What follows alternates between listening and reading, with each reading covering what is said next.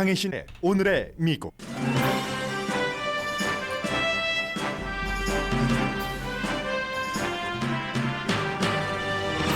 백신 접종에 반대하는 시위를 해온 오렌지 카운티 검사가 코비드-19에 걸린 뒤 숨졌습니다. 전문가들은 오미크론 변이에 대한 적절한 대비책을 시행하면 올해 세계 보건과 경제가 붕괴될 정도는 아닌 것으로 예측합니다. 다시 리모트 교육을 하는 교육부도 있지만 절대적인 락다운보다는 백신 접종을 강화하는 게 코비드를 이기는 방안이라는 게 대세입니다. 내일은 의사당 폭동 사건이 발생한 지 1년이 되는 날입니다. 미국인의 반 이상은 그 같은 일이 다시 반복될 것을 두려워합니다. 트럼프 전 대통령은 내일 하겠다던 기자회견을 취소했습니다. 231명의 선출된 공직자와 29명의 후보로 나선 사람이 트럼프 전 대통령의 부정선거라는 거짓 주장을 도왔다는 데이터가 공개됐습니다. 펜실베니아 법대 교수가 아시안 이민자를 막아야 한다면서 인종차별적인 발언을 이어가 논란입니다. 투자 사기 혐의로 유죄 판결을 받은 엘리자베스 홈스 사건은 실리콘밸리와 일반인들에게 경종을 울리고 있습니다. 토요타 자동차사가 미국 자동차 역사 120년을 깨고 미국 베스트셀러 자동차 판매 기록을 세웠습니다. 여러분 안녕하십니까? 오늘의 미국 강혜신입니다. 네, 다른 때 같으면 정말로 어제부터 빅 뉴스였을 겁니다. 버지니아주 그쪽에 내린 그 폭설 때문에 팀 케인이라는 민주당의 버지니아가 지역구인 연방 상원 의원은 버지니아주에서 페어팩스 카운티에 한국 분들 많이 살고 계시죠? 워싱턴 의사당까지 가는데 인터스테이트 95를 타고 가면 2시간이면 가는데 어제 제가 이 시간에 보도해 드릴 때까지만 하더라도 19시간 했었는데요. 결국은 26.5시간을 차 안에서 있었습니다. 이 정치인이 26.5시간 동안 26.5시간이 아니죠. 26시간 30분이겠죠. 계산은 여러분들께서 제가 잘못하더라도 알아서 계산을 해주시기 바랍니다. 26시간 30분을 차 안에 있으면서 먹은 것이라고는 오렌지 한 알, 그리고 16온스라고 하죠. 닥터페퍼 하나밖에 음료수는 없다고 합니다. 그러면서 막 눈이 엄청 많이 쌓였잖아요. 그곳에 차에서 내려서 너무 기뻐하는, 이 정도가 되면은 피해가 얼마나 많겠습니까? 한 50만 명 정도 그야말로 밖에 나가지도 못하고, 눈은 5인치에서 10인치 정도 내렸다고 하는데 날씨가 워낙에 추워서 완전히 그 눈이 내릴 때는, 그 순간에는 눈사람 만들기 아주 좋은 거지만 금방 시멘트처럼 굳어버렸기 때문에 나무까지 부서뜨리기에도 완벽했고 굉장한 그 어려움을 겪으셨을 겁니다. 아마 오늘까지도 이어지는 부분이 있겠죠. 그래서 이제 이런 것들이 너무나 그 빅 뉴스일 텐데, 오미크론 변이가 아무리 마일드하다고는 하지만 환자가 너무 많이 늘어나기 때문에요. 여기에 대해서 어떻게 대처해야 되는지 이미 그 마음가짐을 갖고 계시겠지만, 다시 한번 이 시간을 통해서 여러분 주변에서 누군가가 그 오미크론 변이에 감염됐을 때 나는 어떻게 해야지 되지? 내가 감염되면 어떻게 해야지 되지? 하는 것을 다시 한번 당황하지 않으시도록 생각을 해두시는 게 좋을 것 같습니다. 오늘 이제 그런 부분을 조금 전해드리겠는데요. 질병통제국장이 지금도 얘기하고 있네요. 혹시 네, 소리가 안 들리고 있네요. 질병통제국장이 현재 미국의 이 코비드-19의 95%는 오미크론이다. 물론 설령 지역에 따라서 델타가 있는 곳도 있지만, 더 많은 곳도 있지만 95% 케이스는 오미크론이다라고 발표를 했고, 바이든 대통령은 어제 이제 연설을 했죠. 백신 접종을 안 한 사람에게는 경고를 울릴만 하지만 백신 접종을 한 사람에게는 경고음을 울릴 정도는 아니다. 대통령으로서 조금 그 톤 다운하는 분위기를 많이 보였고, 대신에 이제 파이저사가 만든 그 치료약이요. 이 치료약을 2배로 늘려서 당초에 이제 1,000만 명을 치료할 수 있는 것을 연방 정부가 사겠다 했는데 2천만 명분으로 늘렸습니다. 그러나 기다려야지 됩니다. 이제 겨우 20만 조금 넘게 생산이 됐을 겁니다. 생산 속도가 조금 빨라지기는 하겠습니다만 그렇게 해서 안심시키면서도 대통령은 학교 문을 닫는 것을 권하지는 않았습니다. 그런데 이게 뭐 연방 정부나 대통령이 이렇게 하라 저렇게 하라 해서 하는 일이 아니라 당장 이제 오늘 수요일 맞죠? 시카고 교육부는 교사 노조의 결정으로 오늘 하루는 일단 문을 닫습니다. 내일은 모릅니다. 오늘 또다시 미팅을 가질 텐데 시카고의 교사 노조의 73%나 되는 사람이 리모트 대면 수업이 아닌 온라인 수업으로 하는 것에 찬성을 했습니다. 그것도 이제 어제 시카고 시간으로 밤 11시 28분에 투표를 했거든요. 얼마나 논란이 많고 논쟁이 많았겠습니까? 그러면 36만 명의 학생, 스텝, 그리고 그 가족들이 전부 여러 가지 영향을 받게 되고 또 이제 학교와 연관돼서 사업을 하시는 분들, 학교 주변에 스몰 비즈니스 하시는 분들 전부 영향권 안에 들어가는 겁니다. 시카고 교육부의 노조 같은 경우는 학교에 학생들이 돌아오기 전에 PCR 음성 테스트 결과를 가지고 와야지 된다. 이게 이제 로스앤젤레스 카운티와 좀 비슷한 거잖아요. 물론 로스앤젤레스 카운티는 뭐 래피드 테스트 같은 것도 다 허용을 하기는 했습니다만 그래야지 된다고 하고 그러니까 이제 교육부에서는 일단 문을 오픈을 하자. 테스트를 많이 늘리겠다. 뭐 일주일에 뭐 3만 명 테스트를 하게 하고 또 하게 늘리겠다. 그리고 KN95 좀 단단하게 방어가 되는 마스크도 당장 한 20만 개 정도를 지급을 하겠다라고 했는데 그것 가지고 안 된다. 테스트를 해라 하는 게 교사 노조의 얘기였습니다. 교사들은 학생들의 건강만 생각하는 게 아니라 본인 가족의 건강까지 지금 같이 생각하고 지역의 상황을 보고 결정을 한 거겠죠. 그리고 이제 스태프들이 격리가 되는 것은 꼭 본인이 양성 반응인 것뿐만이 아니라 접촉을 했을 수도 있잖아요. 그 감염된 사람에게 접촉을 했을 경우는 접촉을 하고 나서 현재 가이드라인에 따르면 닷새 뒤에 테스트를 받아야지 됩니다. 그리고 이제 만약에 부스터샷까지 맞았으면 양성 반응인 사람과 접촉을 했다 하더라도 격리를 할 필요는 없습니다. 그렇지만 부스터샷을 맞지 않은 사람은 이제 뭐 만약에 그 노출된 사람과 이렇게 있을 때 조금 까다롭게 되죠. 이런 여러 가지 것들도 시카고에서 그 지적을 하면서 20%의 스텝이 어떠한 형태로든 격리가 되면은 이제 리모트로 할 것을 전체적으로 그런 것을 제안을 했고요. 또 학교 선생님들은 이런 얘기를 합니다. 아니 최근에 시카고에서 랩탑을 이 노트북을 10만 개나 샀는데 왜 학생들 나눠주고 리모트 교육하면 되지. 그렇지만 이게 그렇지가 않잖아요. 학부모님들은 다 알고 계시는 스토리잖아요. 그래서 내일부터는 모릅니다. 시카고의 얘기를 로스앤젤레스에서 미 전국에서 듣고 계시는 여러분들께 알려드리는 것은 이것이 시카고 교육부만의 문제가 아니라는 거죠. 뭐 워싱턴 DC, 애틀란타, 시애틀, 뉴욕, 뭐 밀워키 등등 전부 계약을 연기하거나 여러 가지 제한 사항을 붙였잖아요. 로스앤젤레스 통합교육구처럼. 그래서 배우는 것이 굉장히 중요하죠. 어제 바이든 대통령이 얘기를 한 것처럼. 그렇지만 이렇게 이제 뭐 학생들뿐만이 아니라 스텝도 양성이 나오는 무더기로 나오는 이 경우를 어떻게 할 것인가 어쩌란 말이냐 해서 오늘 이제 다시 시카고 교육부는 만나서 투표를 하고요.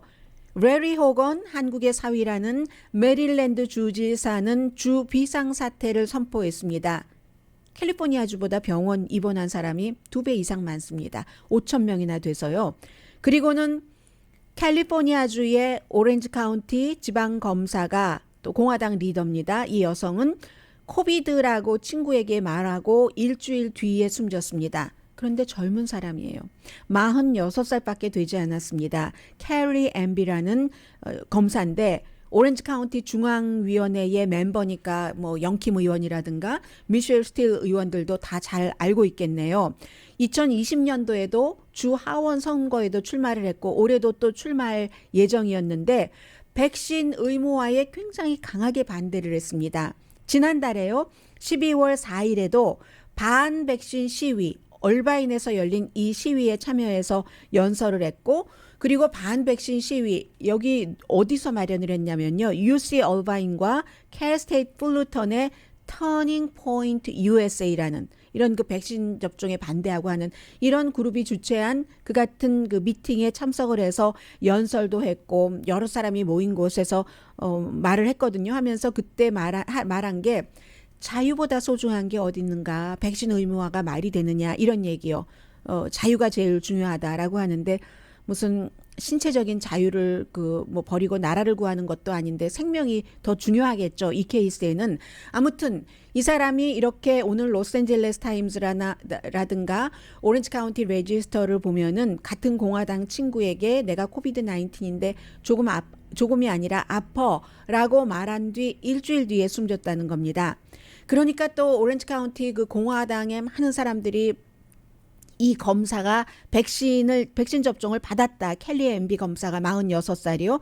백신 접종을 받았다라고 이 사람 저 사람이 계속 얘기를 하니까 남편이 거짓말 좀 퍼뜨리지 말아라. 백신 접종 안 했다. 내 와이프는. 백신 접종을 안 한 게 숨진 내 와이프가 갖고 있었던 문제였다라고 얘기를 했습니다.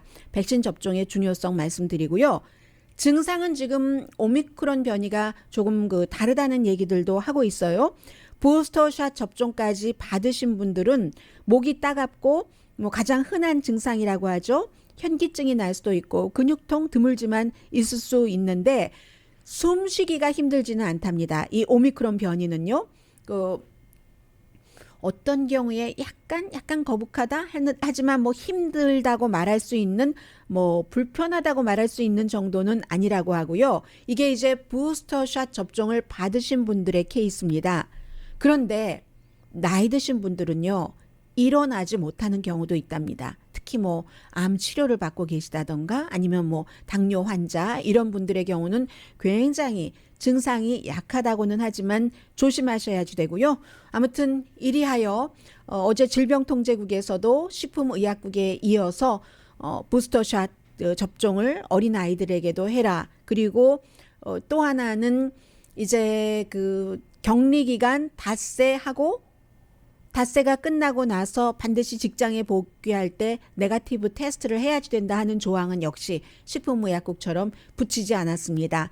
이제 그게 현재의 정부에서 하고 있는 거고요. 미국 사람들 66%가 백신 접종 받았고요. 완전히 받았고 그 가운데서 전체적으로는 그 백신 접종이 가능한 사람의 3분의 1 정도가 부스터샷 접종까지 받았습니다. 이건 말씀드리고요. 세계 보건과 경제가 오미크론 변이로 흔들릴 것 같지는 않다.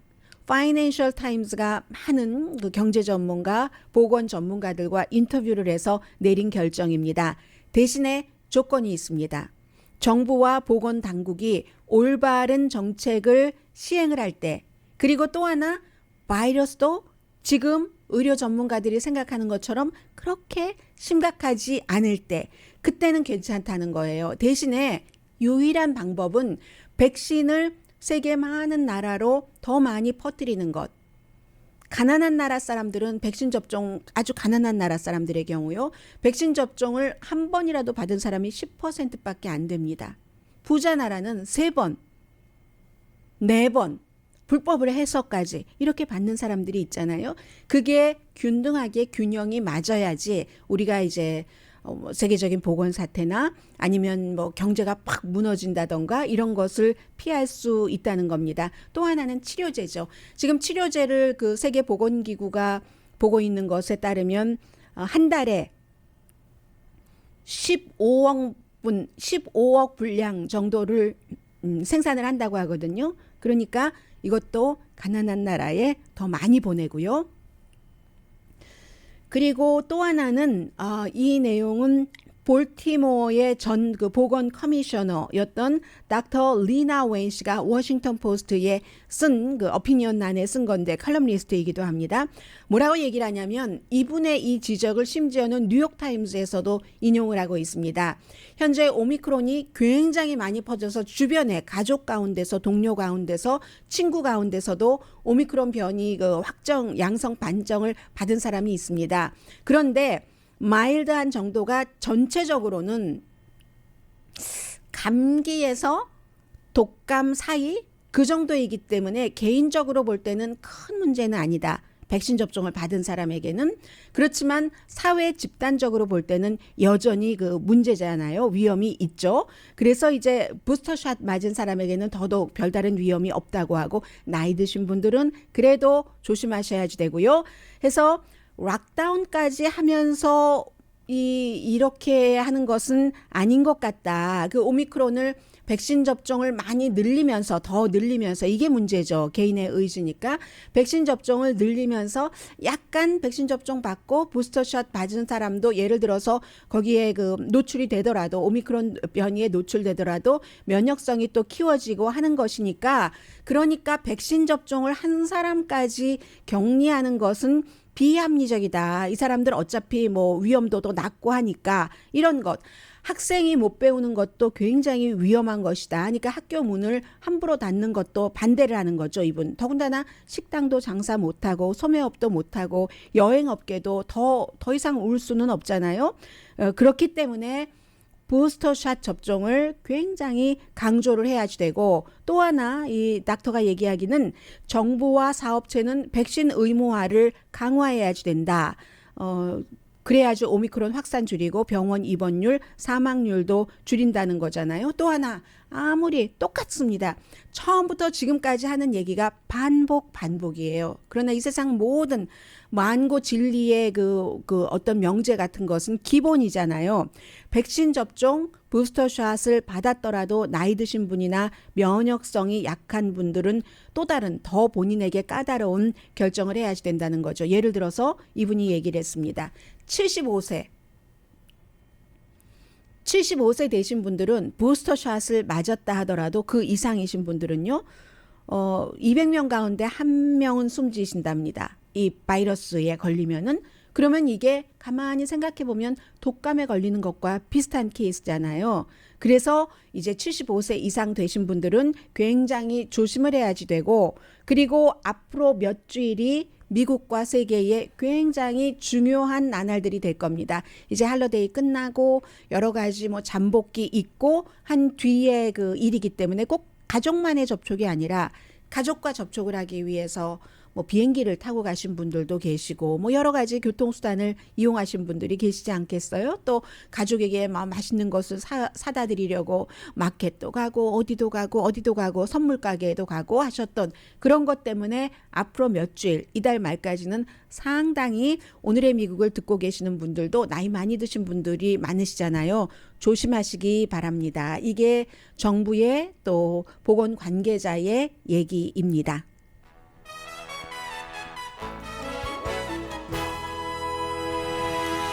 잠시 뒤에 사실은 오늘 가장 하이라이트가 될 만한 뉴스는 미국의 정말 유명한 대학교에 이런 교수가 있구나, 영향력이 클 텐데 하는 생각이거든요. 그러나 그 전에 먼저 전해드려야지 될 뉴스가 있습니다. 잠시 뒤에 뵙겠습니다.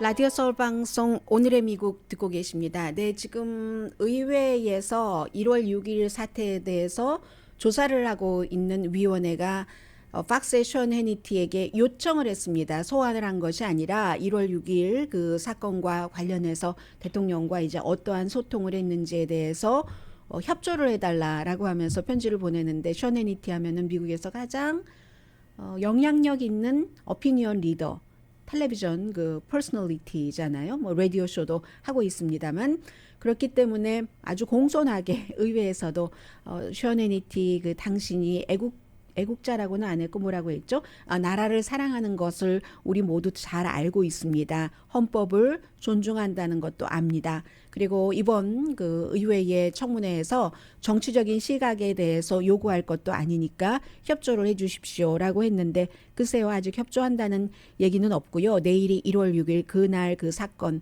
지난해에 1월 6일 날 저도 오후에 회사에 있다가 오후 방송에 이제 그 여러 번 그 저희 특별 방송을 그 당시에 했기 때문에 너무 사태가 멀리 워싱턴에서 일어나는 일인데도 텔레비전으로 보니까 뭐 연기가 올라가고 경찰들이 꼼짝 못하고 경찰들이 밀리고 폭도에 의해서 어느 순간부터는 폭도라고 부를 수밖에 없는 그 현장이었습니다. 그게 이제 내일이기 때문에 기본적으로는 이제 바이든 대통령이 어떠한 메시지가 있을 것이고 또 그날 숨진 사람이 5명이나 되고 다친 경관도 수백 명이 되고 또 뭐 3명의 경관이 다시 또 트럼프 전 대통령을 고소했고 내일은 기도 뭐 추도식 비슷한 것도 열릴 테고요. 미국의 분위기가 굉장히 그 가라앉은 분위기가 될 겁니다. 아무튼 션 해니티에 대해서는 그 같은 그 요구를 지금 하고 있고요.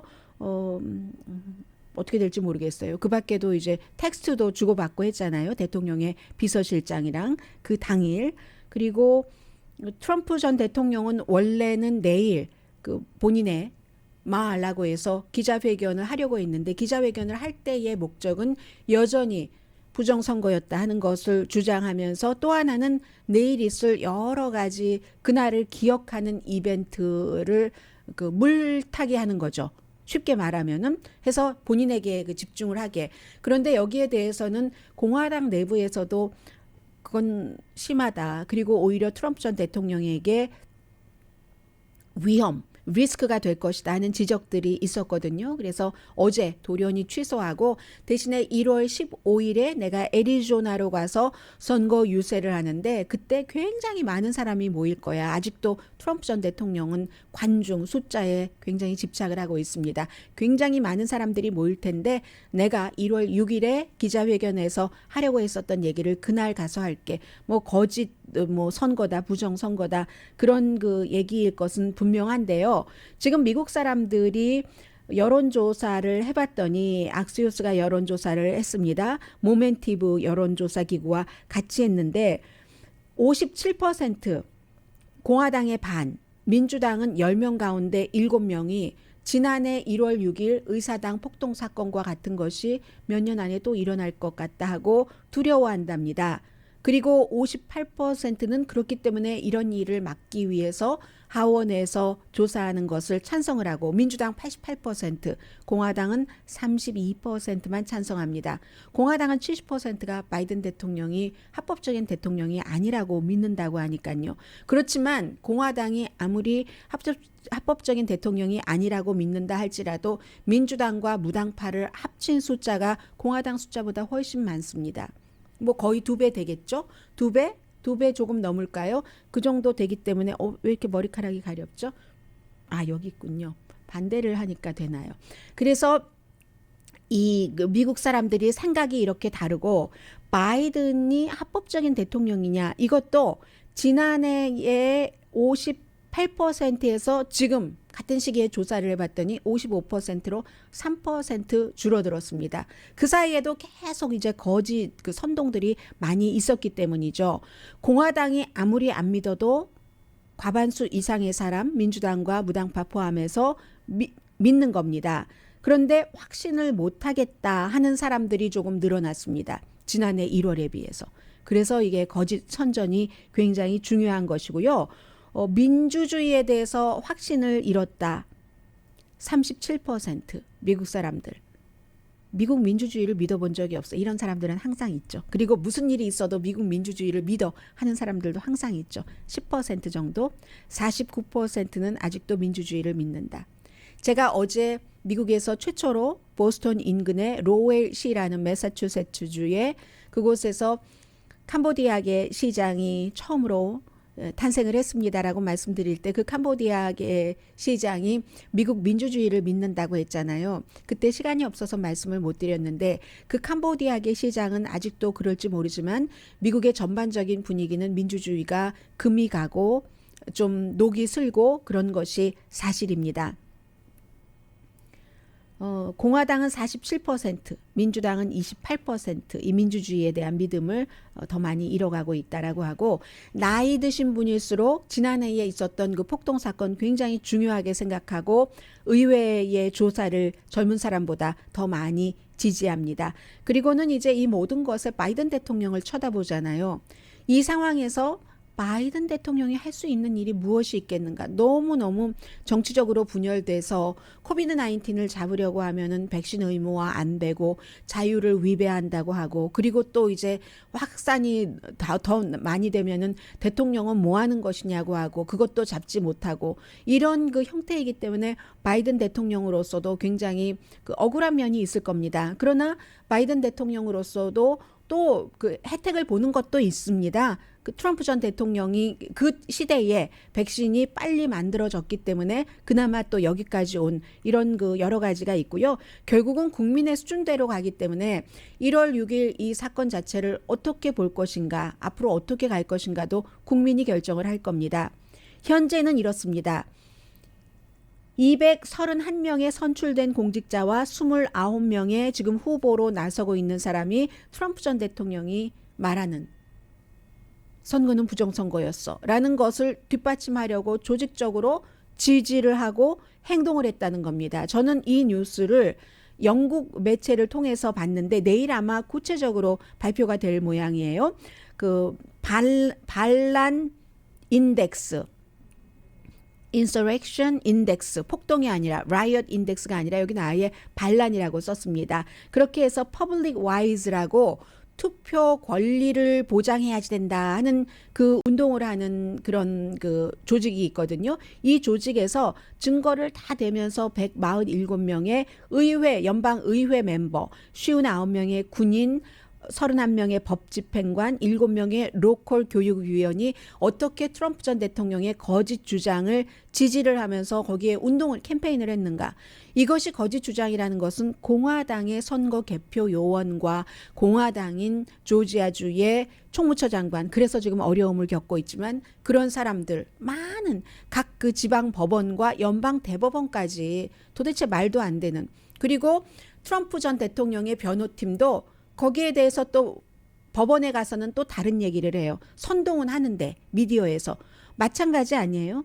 지금 박스의 오피니언 리더도 션 해니티, 로라 잉그램, 그리고 뭐 터커 칼슨 같은 사람도 텔레비전에서 하는 말이랑 뒤에서 하는 말이랑 다르잖아요. 그런 형태. 대부분은 아직은 이게 50% 이상은 60% 가까이 선거가 올바르다고 믿지만 문제는 공화당의 70%가 그렇지 않다고 믿는 거. 이것을 명단까지 내일 쭉 그 발표를 할 모양입니다. 조직도 393군데나 된다고 하고요. 민주주의 뿌리를 그 흔드는 사건이었기 때문에 700명 기소됐는데 지금 션 해니티의 방송과 메모에서도 마찬가지입니다. 션 해니티도요. 1월 6일 날 그 이후에 분위기 싹 보니까 이건 정말 심각한 거거든요. 하니까 모든 그런 말하자면 그 침략자들은 다 체포됐다, 뭐 이렇게 얘기하고 했어요. 방송에서도. 그런데 1월 6일 의사당 폭동 사건에 대해서는 한 사람만 전혀 처벌받지 않고 있습니다. 그 사람이 누구냐면 사실은 그 같은 일을 거기까지 원했는지는 모르지만 일종의 가라 동료를 한, 텔레비전으로 다 봤습니다. 그날 아침에 연설하는 것. 그렇게 얘기한 트럼프 전 대통령에게는 션 해니티도, 공화당의 어떠한 사람도, 심지어 그 폭도들을 비난하는 사람들도 비난하지 않고 있습니다. 이게 지금 굉장히 중요한 문제고요. 왜냐하면 대통령이었기 때문에. 그리고 또 하나, 지금도 공화당에서 인기 있는 사람이기 때문에. 그래서 계속 거짓 주장이 통하는 겁니다. 굉장히 주의를 해야지 되고요. 그리고 지금 제가 굉장히 중요한 이슈를 하나를 전해드리려고 하는데 잠시 뒤에 전해드리는 게 낫겠습니다. 사람의 왜냐면 좀 여러분들께 자세히 전해드리고 싶어서요. 잠시 뒤에 펜실베니아 법대 교수가 아시안 이민은 받으면 안 돼, 줄여야 돼, 이렇게 말한 거, 그것도 아주 노골적으로 논쟁입니다. 전해드립니다.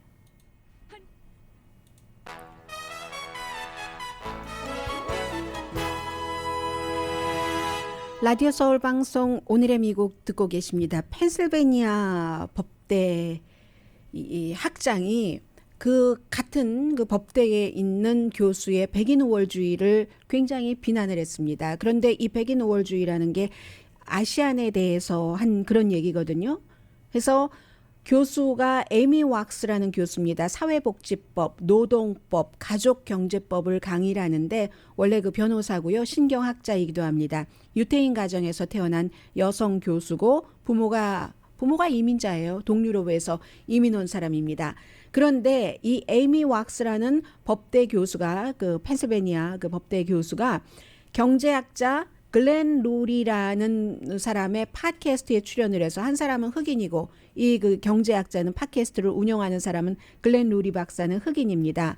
그리고 이 사람은 33살 때 아프리칸 아메리칸으로서 최초의 하버드 대학교 종신 그 경제학 교수가 된 사람이거든요. 지금은 이제 브라운 대학교에서 강의를 하고 있는데 그래서 이 둘이 팟캐스트에 출연을 해서 하는 얘기가 아시안 엘리트들이 미국에 들어오는 게 문제다 등의 인종차별적인 커멘트를 한 겁니다.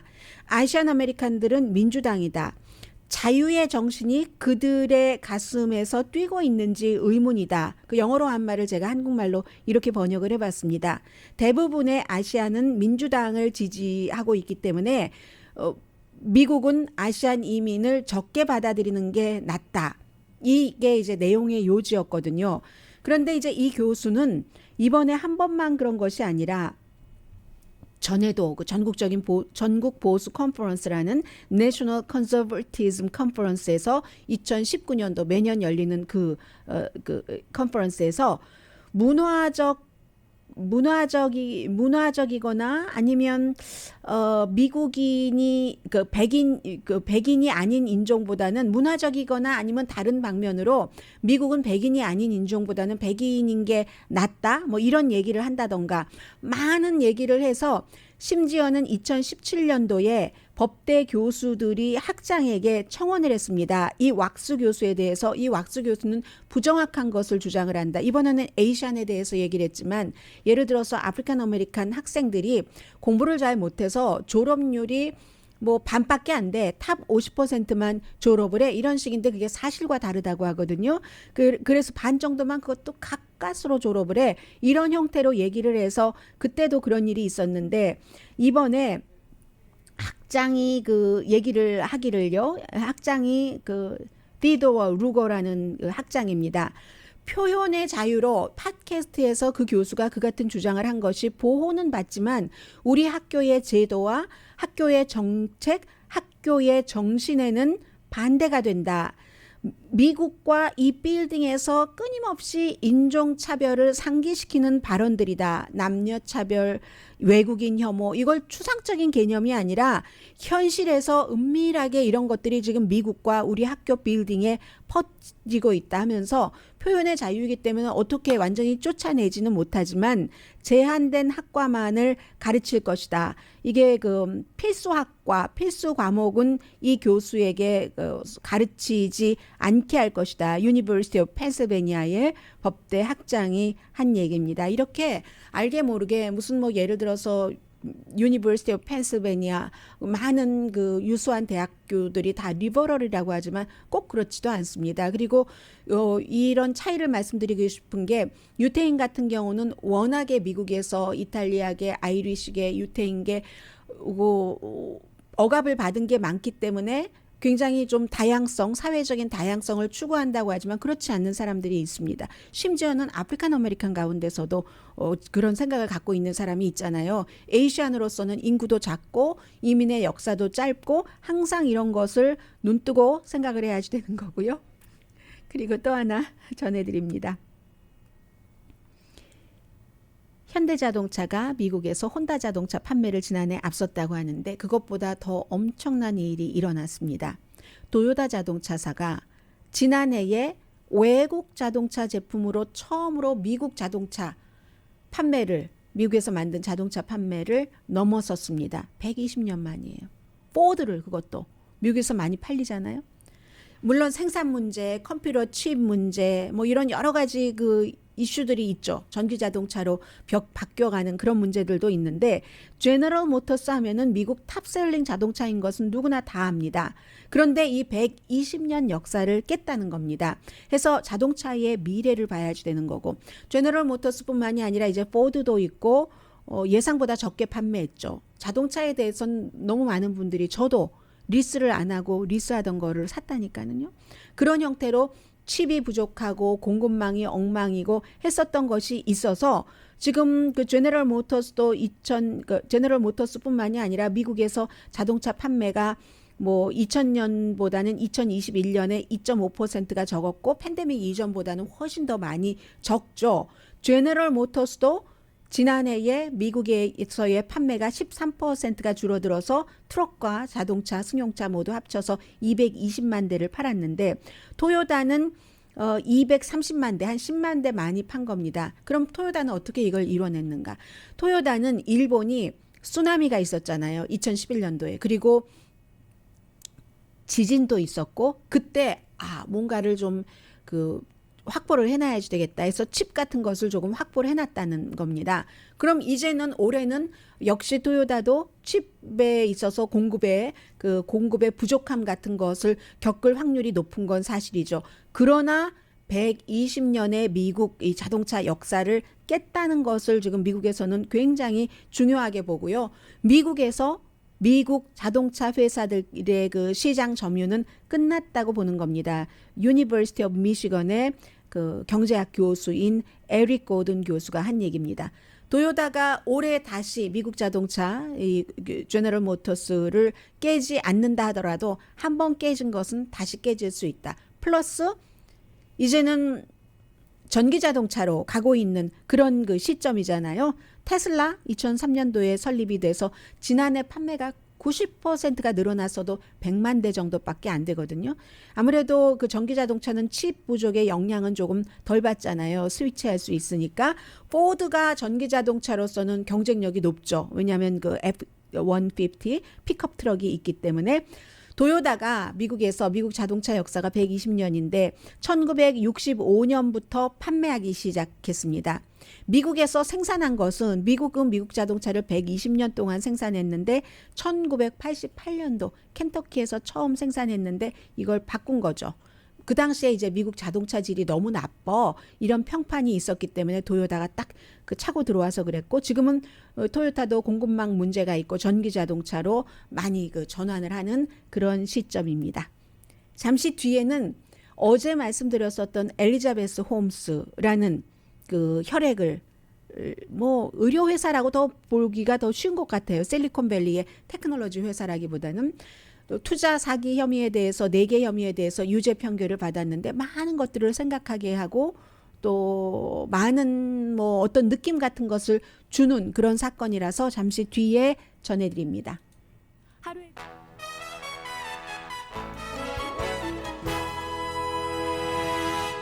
라디오 서울 방송 오늘의 미국 듣고 계십니다. 네, 엘리자베스 홈스라는 테라노스라는 혈액 한두 방울로 뭐 수백 가지의 질병을 확인할 수 있는 기구를 우리가 발명을 해서 이거 막 다 투자 모으고 해서 뭐 미국의 그 큰 그 소매업소의 상속자들이 많이 돈을 투자를 했어요. 뭐 예를 들어 아무웨이라든가 화장품, 월마트 또 그밖에 뭐 세이프웨이 같은 데는 협업도 했고요. 월그린도 마찬가지고 베시 드버스라는 그 트럼프 전 대통령 시대에 굉장히 논란이 많았던 교육부 장관도 투자를 했고 아주 세계적인 부자 카를로스 슬림도 투자를 했고 했는데 원래 시작부터 이제 스탠포드에 들어가서 1학년 때 학교를 이제 중퇴를 했죠. 교수들이 이 아이디어를 얘기를 했을 때 이건 안 된다 했는데 한 교수가 지원을 했고 사람도 소개를 했고 그래서 2003년도에 원래는 다른 이름으로 회사를 설립을 해서 수많은 사람들이 뭐 알만한 사람들이 많이 모였는데 2015년도에는 조 바이든 대통령도 부통령일 때 방문을 했습니다. 그 실험실에 방문을 했는데 실리콘밸리에 있는 실험실에 방문을 했는데 너무 인상적이었다고 하는데 그게 다 가짜였다는 거예요. 나중에 월스트리트저널 기자가 배드 블러드 이게 꼭 아빠가 엔론의 그 에너지 회사인데 회계장부 사기하고 나중에 망하고 한 그 부사장이어서가 아니라 혈액으로 하기 때문에 배드 블러드라고 해서 다 그게 가짜다. 그냥 꾸며놓은 것이고 내부에서 이게 되지가 않아. 뭐 이게 되는 게 아니야라고 하면서 월스트리트저널과 기자와 많은 그 교수들이 이렇게 해서 결국은 2015년부터 오늘에 이르러서 투자가들에게 4개 혐의, 사기 혐의한 것을 유죄를 인정받아서 항소한다고 하지만 실형은 피할 수 없어 보이고 이런 상태잖아요. 그리고는 또 하나가 남자와 동거를 했는데 2002년 18살 때 그 남자는 파키스탄계인데 인도로 이민 갔고 힌두교고요. 미국으로 다시 이민 와서 가정이 있는 남자와 동거를 하고 이혼 뭐 하지 않은 상태에서 그렇게 10여 년을 회사에서 같이 일하면서 회사에서 그 남자를 하이어한 것은 2005년이고요. 19살 연상입니다. 그렇게 하다가 결국은 모든 것이 다 그 남자 잘못이다라고 지금 얘기를 하고 있어요. 그 남자가 나를 조종했다 하는데 그 남자와 회사가 이렇게 되면서 헤어지고 해고했다고 그래요. 이 여성의 말로 따르면. 그리고 본인이 굉장히 어려울 때 2018년도에 샌디에고의 에반스라는 호텔 있죠. 그 호텔 체인의 상속남인 29살이라고 하니까 37살 이 여성은 엘리자베스 홈스는 이번에는 연하의 남자와 비밀리에 결혼을 하고 아이를 낳고 이렇게 해서 결국은 실리콘밸리에서는 어떻게 보냐면요. 실리콘밸리에서 연구 이런 것들보다도 돈 같은 것을 너무 많이 돈 끌어오는 수완이 너무 좋았으니까요. 그렇게 하다 보면 결국은 이러한 그림이 어글리한 그림이 나온다는 얘기들을 합니다. 강희신이었습니다.